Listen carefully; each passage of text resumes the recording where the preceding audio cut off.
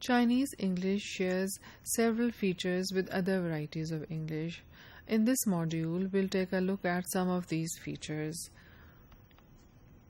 In terms of sound system, in Chinese English, we see that no distinction is made between tense and lax vowels. So, heat in Chinese English sounds like hit. The word mood, the vowel sound in mood sounds more like the vowel sound in the word hood.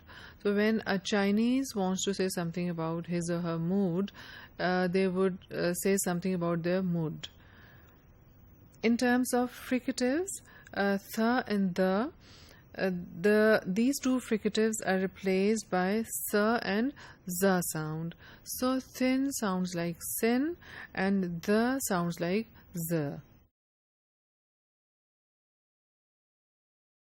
The Chinese English shows some distinctive features in vocabulary as well. We see a semantic shift taking place in single and compound lexical items. For example, the word intellectual, which in English, the native Englishes is used to refer to academics, is used in Chinese English to refer to a whole class of people. Similarly, the phrase big pot is used to mean egalitarianism, equality among people, as in big pot wages, equal wages. Similarly, a running dog is used to mean a lackey, which means a servant. So we see that although these words are in English, the meanings that they express are very specific to Chinese culture and Chinese language, the original Chinese language. Then in Chinese English, we also see certain collocations which have political significance. So these three factors, growth of productive forces, strength of socialist state, and rise in living standards, together are called the three favorables. So these three factors, which are very important for the political ideology of China, together they are called the three favorables. Similarly, a situation where there is no capital, no plant, and no administrative structure is indicated by the term the three no enterprises. The three no enterprises in China means a situation where there is no capital, no plant, and no administrative structure. So we have these collocations which have political significance in Chinese English. There are several features which are distinctive to Chinese English in grammar as well. For example, deletion of articles, especially the definite article the.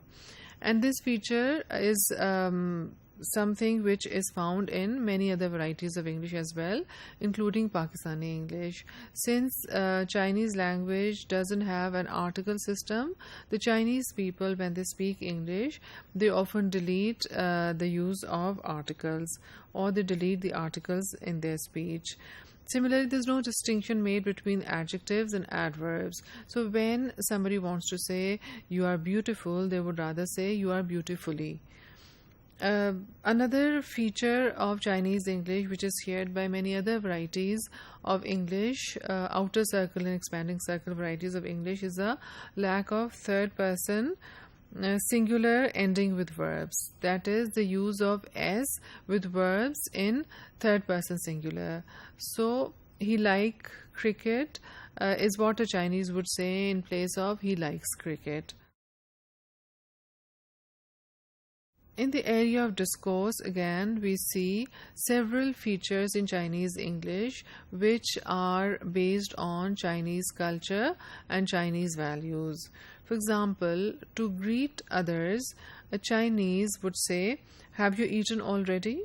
So this is a greeting in Chinese. Instead of saying, "How are you?" the Chinese would say, "Have you eaten already?"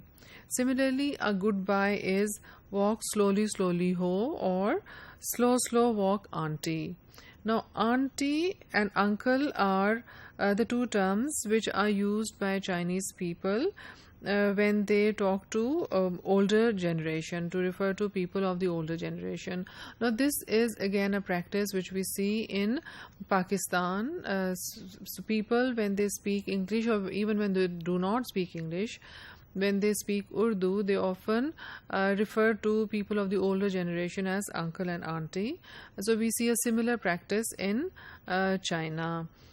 So we have a sentence like, I fell off my bike and two kind aunts, meaning ladies, helped me to the hospital. So auntie is used to mean ladies when the ladies are from the older generation. Then there are several distinct Chinese idiomatic expressions which though are in English but are based on Chinese culture and values. For example, when you have free time, come to play actually means come and visit me.